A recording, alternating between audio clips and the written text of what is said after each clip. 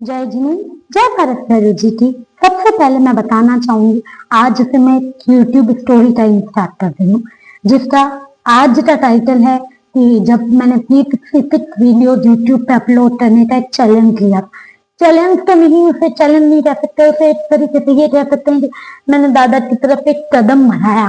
और शायद वो कहते हैं ना कि एक कदम तो बढ़ा, वो 100 कदम तेरे लिए बढ़ाएगा। उन्होंने 100 कदम बढ़ाए और मेरे 366 वीडियोस डाउनलोड अपलोड करवाए। ये सब कुछ उन्हीं की कृपा थी। तो आइए जानते हैं कि कैसे क्या हुआ था, कब कैसे क्या हुआ था। तो इस स्टोरी में मैंने जब पारस भैरव दादा की कृपा पाई और उनसे मिली मोटिवेशन में मैंने 366 भजन डालने का जब स्टार्ट किया 1 जनवरी से, तब मुझे ये बहुत डिफिकल्ट लग रहा था एज यूजल, क्योंकि 366 वीडियोस, उनमें आपको 366 डेज में आपको हर दिन अलग अलग लगेगा। आपको नहीं पता होगा कि क्या करना चाहिए क्या नहीं करना चाहिए, आप कुछ भी नहीं जानते होगे। बट डिफिकल्टी बहुत आई, ऐसा नहीं है कि कुछ भी डिफिकल्टी नहीं है। कभी ऐसा होता था कि यूट्यूब के लिए अपलोड नहीं डाला हुआ होता था, कभी भजन नया नहीं आया हुआ होता था, तो बहुत सारी एक्साइट्स होती थी, बहुत सारा दिमाग लगता था क्या कर सकते हैं। तब बहुत बार ऐसे भी गाने थे जिनको मैंने पहले गाया था और वापस अपने यूट्यूब चैनल पे गाया था। इसलिए नहीं कि मैं कुछ नया लाना चाहती थी या कुछ आप लोगों को पुराना सुनाना चाहती थी, नहीं। लेकिन मैं ऐसा चाहती थी कि जो गाया है वो शायद उस टाइम नहीं सुना हो तो इस बार सुन ले। इसीलिए मैंने ये चैलेंज ले तो लिया था, लेकिन लेकिन थोड़ा मुश्किल हो रहा था।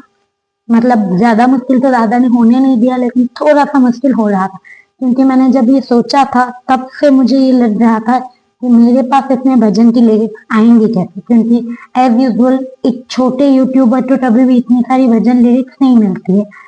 तो मैंने दादा से ही कह दिया, दादा पे ही छोड़ दी अपनी जीवन की सारी रेखा, और दादा से कह दिया कि जैसा आपको सही लगे वैसा कर देना। और वो 366 डेज जब अपलोडिंग चल रही थी, उनमें से एक दिन मेरा ऐसा था जब मैंने रात को 10 बजे, एक बार सुबह की 6 बजे भी मैंने रिकॉर्ड किया था। ये सारी चीजें ना मैं अपने दिमाग में बहुत बहुत बहुत अच्छी हैप्पी मोमेंट्स में रखती हूँ, क्योंकि मैंने आज तक कभी मेरे पास कोई लिरिक्स नहीं आई थी, ना आने की चांसेस थी और ना आई। एक या दो बार तो आई होगी तो मुझे नहीं पता, लेकिन ज्यादातर नहीं ही आई।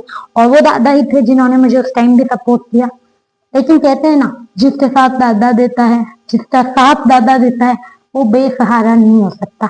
और वही मैंने सच में फील किया इन 366 डेज में। बहुत बार ऐसा हुआ कि मुझे नहीं समझ आ रहा था कि आज कैसे होगा, सब कुछ क्या होगा कैसे होगा कुछ नहीं पता था।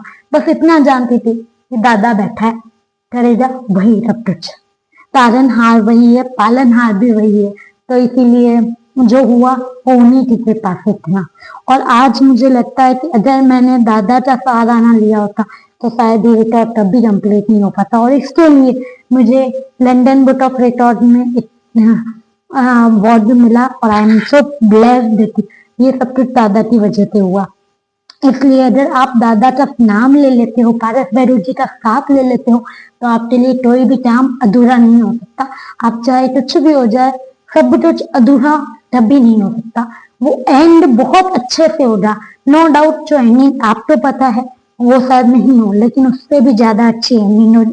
तो प्लीज डोंट वरी, दादा पे विश्वास रखिए, पारस भैरव दादा को ऐसे ही मानते रहिए। उन्हीं की कृपा से हर रोज की तरह आपके पास स्टोरी टाइम ज्यादा से ज्यादा आती रहेगी। जय जिनेन्द्र जय पारस भैरव जी की।